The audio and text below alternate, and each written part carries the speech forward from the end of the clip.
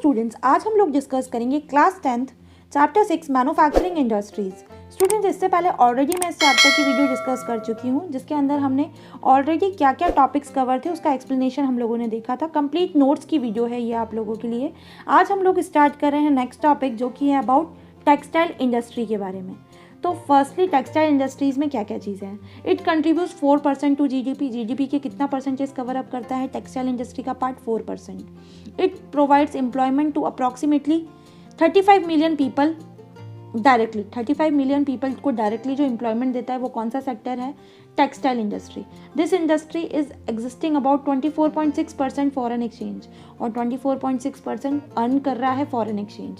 It is the only industry in the country which is self reliance. ये एक ऐसी industry है जो कि सेल्फ रिलायंट है and complete the value chain that is from raw material to the highest value added products. और ये बहुत ज़्यादा वैल्यू भी क्रिएट करती है, रॉ मटेरियल से लेकर हाईएस्ट वैल्यू क्रिएशन जो इंडस्ट्री है वो है टेक्सटाइल इंडस्ट्री। इसमें हम लोग देखेंगे कॉटन टेक्सटाइल इंडस्ट्री के बारे में।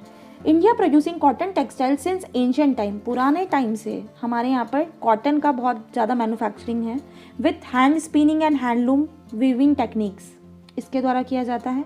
After 18th century power looms came into use, और 18th सेंचुरी के बाद हम लोग पावर का इस्तेमाल करने लगे and traditional industries suffered a setback, और धीरे धीरे ट्रेडिशनल इंडस्ट्रीज़ को काफ़ी सफ़र करना पड़ा। In the early years the cotton textile industries were concentrated in the cotton growing but in Maharashtra and Gujarat, और पहले के समय सिर्फ महाराष्ट्र और गुजरात के अंदर ही कंसंट्रेटेड थी। बट आज के टाइम पे ड्यू टू अवेलेबिलिटी ऑफ, क्यों वहाँ पर सिचुएटेड थी? क्योंकि वहाँ पर रॉ कॉटन अवेलेबल था, मार्केट ट्रांसपोर्ट ईजिली अवेलेबल हो जाता था, इंक्लूडिंग असेसिबल पोर्ट फैसिलिटीज़ थी, लेबर मिल जाते थे और मॉइस्ट क्लाइमेट की वजह से। नाउ नेक्स्ट टॉपिक है हमारा development of cotton textile industry in India. India के अंदर कैसे कैसे डेवलपमेंट हुआ कॉटन टेक्सटाइल इंडस्ट्री का। तो इंडिया के अंदर जो फर्स्ट सक्सेसफुल टेक्सटाइल मिल थी वो कब इस्टेब्लिश हुई थी स्टूडेंट? मुंबई के अंदर 1854 में।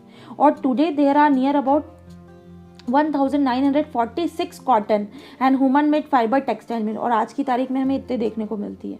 And in the country about 80% of these are in the private sector and rest in the public and cooperative sector. और 80% इंडस्ट्रीज जो है वो कौन से सेक्टर से बिलोंग करती है? प्राइवेट सेक्टर से बिलोंग करती है, और रेस्ट जो बची है वो पब्लिक और कॉपरेटिव में आती है। And in the early years the cotton textile industry was concentrated in Maharashtra and Gujarat, but now in contest in Tamil Nadu also। अब पहले जो थी सिर्फ महाराष्ट्र और गुजरात में थी, पर अब धीरे धीरे तमिलनाडु में भी आ गई है। तो this industry has close link with agriculture. इस इंडस्ट्री का क्लोज लिंक रहता है एग्रीकल्चर से and provides a living to farmers and workers engage in spinning, weaving, designing, packaging etcetera, और हेल्प भी करता है स्पिनिंग में भी, वीविंग में भी, डिज़ाइनिंग में भी। Now major challenges face by cotton textile industry. क्या क्या चैलेंजेस फेस होते हैं इस इंडस्ट्री को? तो इरेगुलर सप्लाई ऑफ इलेक्ट्रिसिटी, ये एक प्रॉब्लम है। ओल्ड और आउटडेटेड मशीनरी है जिसके कारण काफ़ी ज़्यादा चैलेंजेस फेस करने पड़ते हैं। लो आउटपुट है लेबर का, और टफ कंपटीशन है with in the synthetic fibre, इसलिए इस इंडस्ट्री को चैलेंजेस फेस होने पड़ते हैं। Now comes jute industry. तो इंडिया लार्जेस्ट प्रोड्यूसर माना जाता है जूट के अंदर, है ना, रॉ जूट के अंदर, रॉ जूट गुड्स के अंदर। और जितने भी जूट मिल्स है वो कहाँ लोकेटेड है? वेस्ट बंगाल में, mainly along the banks of the Hooghly river. और जो फर्स्ट जूट मिल लाया गया था, सेटअप किया गया था, वो कोलकाता के अंदर लाया गया था 1859 में एट रिशुआ जगह, वहाँ पर लाया गया था। नाउ फैक्टर रिस्पॉन्सिबल क्या है लोकेशन के लिए? हुगली बेसिन में क्यों ही सिचुएटेड है जूट का प्रोडक्शन?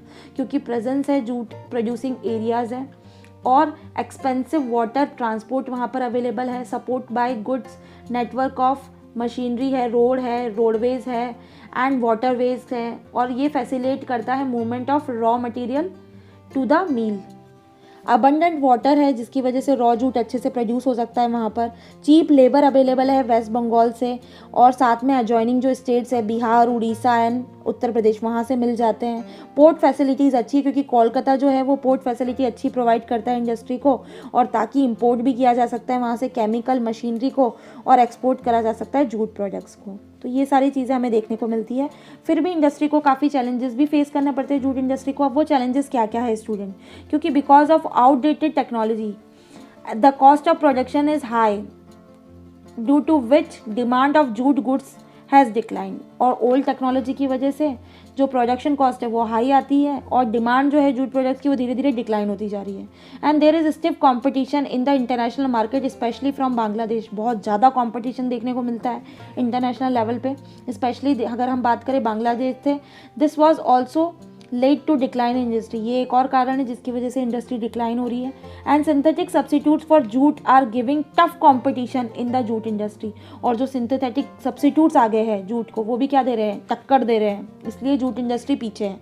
नाउ एक पॉलिसी लगी थी नेशनल जूट पॉलिसी 2005। अब ये क्या थी, तो इट वॉज फॉर्मुलेटेड इन 2005 में लाई गई थी और इसका मेन ऑब्जेक्टिव था कि प्रोडक्टिविटी को बढ़ाना और इम्प्रूव करना क्वालिटी को, इंश्योर करना गुड प्राइजेस को जूट फार्मर्स को और एनहांस करना यील्ड पर हेक्टर। इसीलिए नेशनल जूट पॉलिसी 2005 का इंट्रोडक्शन किया गया था। तो ओवरऑल स्टूडेंट्स इस वीडियो में इतना ही। इसके आगे मैं आपसे नेक्स्ट वीडियो में डिस्कस करूंगी। अब आपको करना क्या है, ज़्यादा से ज़्यादा मुझे कमेंट करके बताएं कि आपको ये वीडियो कैसी लगी, और जो स्टूडेंट चैनल पर नए हैं वो चैनल को सब्सक्राइब करना ना भूलें एंड साथ में नोटिफिकेशन बेल आइकन को जरूर प्रेस कर दें ताकि मेरी अपकमिंग सारी वीडियोज़ की नोटिफिकेशन आपको मिलती रहे। जल्द मिलते हैं नई वीडियो के साथ। Thank you.